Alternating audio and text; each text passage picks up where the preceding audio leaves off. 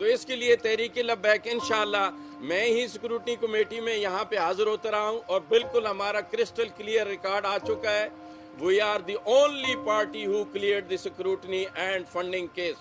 And all political parties are still in the ditch of scrutiny and they are unable to clear it.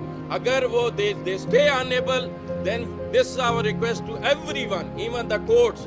عدالت عالیہ سے بھی ہماری یہی request ہے کہ please suspend them until and unless they clear their scrutiny and they tell us the funding sources and then the expenses and then the liabilities and assets of these parties. تو اس کے لیے آپ حضرات media والوں سے بھی ہماری یہ گزارش ہے کہ اس آواز کو بلند کریں اور ہر شہری ہمارے ساتھ کھڑا ہو جائے.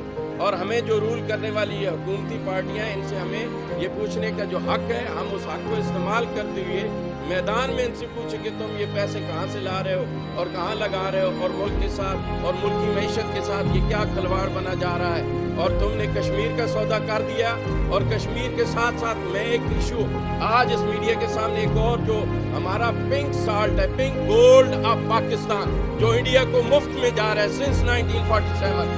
No one has any attention towards this pink gold. Pakistan کے پاس پنک گولڈ ہے, ایک سونا ہے, وہ نمک جو ہے بالکل فری میں.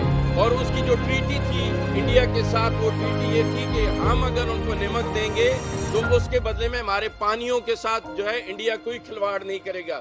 جبکہ پانی ہمارے بند ہو رہے ہیں, کشمیر جو ہے ہم سے چھینا جا چکا ہے اور ہمارے وسائل جو ہیں چاہے وہ کرتارپور کی راہداری کی صورت میں ہو, چاہے وہ جو ہے پنک گولڈ کی صورت میں ہو, ان سے انڈیا فائدہ اٹھا رہا ہے. اور آپ کی معیشت جو ہے پنک گولڈ, اگر ایک پروجیکٹ آپ انڈیا کا سٹاپ کر دیں اور اس کے اوپر اس ٹریٹی کو ختم کر کے اگر پاکستان پنک گولڈ کو اپنی ملکیت میں لے کر اس سے فائدہ اٹھائے تو پاکستان کی معیشت آج ہی ریورس ہو سکتی ہے, دوسری طرف آ جا سکتی ہے. جو اس وقت ظلم ہو رہا ہے اس سے ہم بچ سکتے ہیں.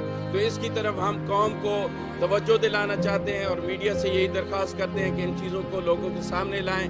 ہم ملک کے خیر خواہ ہیں.